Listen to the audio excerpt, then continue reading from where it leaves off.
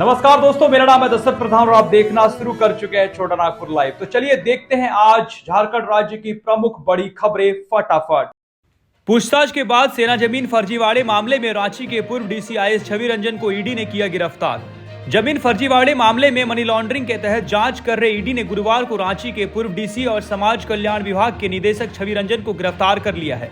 करीब 10 घंटे पूछताछ के बाद आईएएस छवि रंजन को ईडी ने गिरफ्तार किया। रांची में जमीन घोटाले से जुड़े मनी लॉन्ड्रिंग के केस में ईडी ने छवि रंजन को दूसरी बार पूछताछ के लिए बुलाया था, जिसके बाद देर शाम छवि रंजन को गिरफ्तार कर लिया गया। गिरफ्तारी के बाद पूर्व डीसी के अधिवक्ता ईडी कार्यालय पहुंचे हैं। बता दें कि 2011 बैच के आईएएस अधिकारी छवि रंजन पूजा सिंघाल के बाद राज्य के दूसरे आईएएस हैं जिन्हें ईडी ने किसी मामले में गिरफ्तार किया है। इससे पहले गुरुवार को हुई पूछताछ में करीब 1 दर्जन जमीन के बारे में जानकारी लेने के ईडी ने प्रयास किया। इस दौरान कई जमीन दलालों के और छवि रंजन के बैंक अकाउंट से ट्रांजैक्शन होने की सबूत मिले हैं। हालांकि छवि रंजन ने ईडी को बताया कि रजिस्ट्री का सारा दारोमदार सब रजिस्ट्रार के जिम्मे था। बता दें कि पूर्व के 2 सम्मन पर जब आईएएस अधिकारी छवि रंजन पूछताछ के लिए ईडी कार्यालय नहीं पहुंचे तो ईडी ने तीसरा सम्मन भेजकर 24 अप्रैल को रांची स्थित जोनल कार्यालय में बुलाया था। इस दौरान करीब 10 घंटे की पूछताछ में आईएएस छवि रंजन अधिकतर सवालों के जवाब ठीक से नहीं दे पाए। कई सवालों पर चुप्पी साधी या फिर कहा याद नहीं है। छवि रंजन से ईडी ने उनके और आश्रितों से जुड़ी सारी संपत्ति के रिकॉर्ड भी मांगा था। छवि रंजन को भूमि घोटाले में गिरफ्तार लोगों को सामने बैठकर भी पूछताछ की गई थी। पूछताछ में बताया गया था कि जमीन के मूल दस्तावेजों में छेड़छाड़ की गई है। रांची के तत्कालीन डीसी छवि रंजन के निर्देश पर उन लोगों ने गलत दस्तावेज बनाए, इसके लिए पैसे भी मिले थे। प्रशासन की ओर से जमीन पर कब्जा दिलाने में भी सहयोग किया जाता था। छवि रंजन के विरुद्ध ईडी को गिरफ्तारी के लिए पर्याप्त साक्ष्य भी मिले थे। बता दें कि आर्मी से जुड़े जमीन घोटाले मामले में ईडी ने बीते माह 13 अप्रैल को आईएएस छवि रंजन सहित 18 लोगों से जुड़े 22 ठिकानों पर एक साथ छापामारी की थी। छापेमारी में बड़गाई के राजस्व उप निरीक्षक भानु प्रताप प्रसाद के आवास भारी मात्रा में डीडी मिले थे। वहीं कुछ जमीन माफिया के यहां से फर्जी डीडी बनाने के स्टाम्प आदि भी मिले थे। छापेमारी में छवि रंजन का मोबाइल भी ईडी ने बरामद किया था, जिसमें ईडी के संभावित प्रश्न व उसके उत्तर तैयार भी थे। टाटा स्टील स्पोर्ट्स डिवीजन द्वारा 12 से 30 मई तक जीआरडी टाटा स्पोर्ट्स कॉम्प्लेक्स में समर कैंप 2023 का आयोजन की जा रही है। इसे लेकर बीते दिन गुरुवार को प्रेस कॉन्फ्रेंस की गई। इस आयोजन का उद्देश्य जमशेदपुर शहर के युवा पीढ़ी में फिटनेस, वेलनेस और स्वस्थ जीवन शैली के बारे में जागरूकता पैदा करना है और उन्हें खेल गतिविधियों में शामिल होने के लिए प्रोत्साहित करना है। 6 वर्ष से 19 वर्ष के आयु वर्ग के बच्चे तीरंदाजी, एथलीट्स, बैडमिंटन, मुक्केबाजी, बास्केटबॉल, शतरंज, क्रिकेट, गोल्फ, हैंडबॉल, घुड़सवारी, कराटे, कबड्डी, रोलर स्केट, तैराकी, टेबल टेनिस, टेनिस, फुटबॉल और वॉलीबॉल जैसे विभिन्न खेल गतिविधियों में भाग ले सकते हैं। योग और जुम्बा बच्चों सहित सभी आयु वर्ग के लिए खुला होगा। हॉकी के लिए 11 से 17 वर्ष होना अनिवार्य है। स्कूलों में गर्मी की छुट्टियों को ध्यान में रखते हुए समर कैंप में 3000 से अधिक भागीदारी की उम्मीद है। जीआरडी टाटा स्पोर्ट्स कॉम्प्लेक्स में 25 अप्रैल से रजिस्ट्रेशन शुरू हो चुका है। रजिस्ट्रेशन का समय सोमवार से शुक्रवार सुबह 9:30 से दोपहर 1 बजे तक और दोपहर 2:30 से शाम 5:30 बजे के बीच, शनिवार सुबह 9:30 से दोपहर 1 बजे के बीच जीआरडी टाटा स्पोर्ट्स कॉम्प्लेक्स में होगा। रजिस्ट्रेशन पहले आओ पहले पाओ के आधार पर किया जाएगा।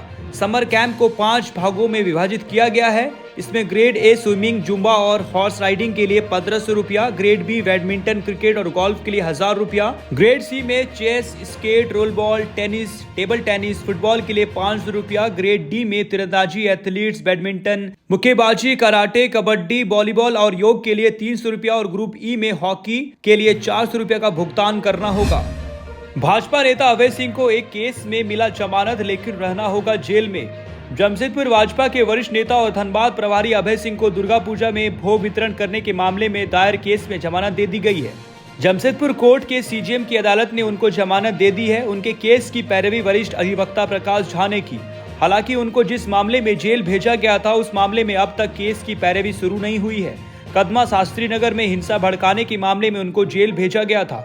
इस मामले में 6 मई को एक आरोपी की सुनवाई होनी है। फिलहाल अभय सिंह को जेल में ही रहना होगा। जमशेदपुर में फिर मिले 13 कोरोना पॉजिटिव, एक्टिव केसेस की संख्या इतनी हुई। जमशेदपुर जिला में एक बार फिर से 13 नए मरीज मिले हैं। कुल 182 सैंपल की जांच की गई है, जिसमें 13 नए मरीज मिले हैं। गुरुवार को जो मरीज मिले हैं उसमें भुयाडी, एग्रीको, टेलको, साकची और कदमा के रहने वाले हैं।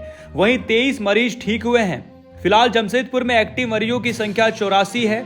मालूम हो कि जमशेदपुर जिले में अब तक 71,882 कोरोना मरीजों की पुष्टि हो चुकी है, जिसमें से 70,655 ठीक हो चुके हैं और 1143 की मौत हो चुकी है। दूसरी ओर Tatanagar railway station bus stand में भी स्क्रीनिंग शुरू कर दी गई है।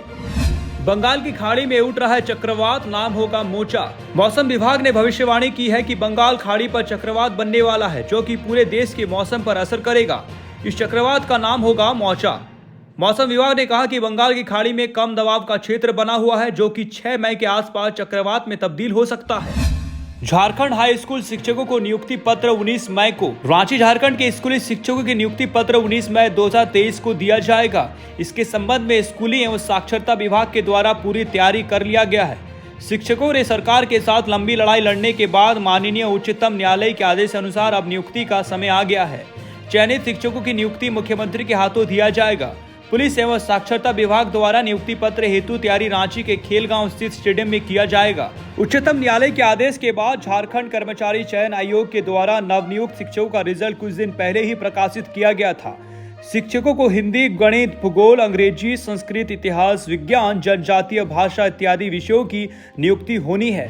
शिक्षकों की नियुक्ति मुख्यमंत्री के हाथों होनी है। शिक्षकों ने सरकार से लंबी लड़ाई के बाद जीत हासिल किया है। बता दें कि इन शिक्षकों का परीक्षा झारखंड के रघुवर सरकार के द्वारा लिया गया था।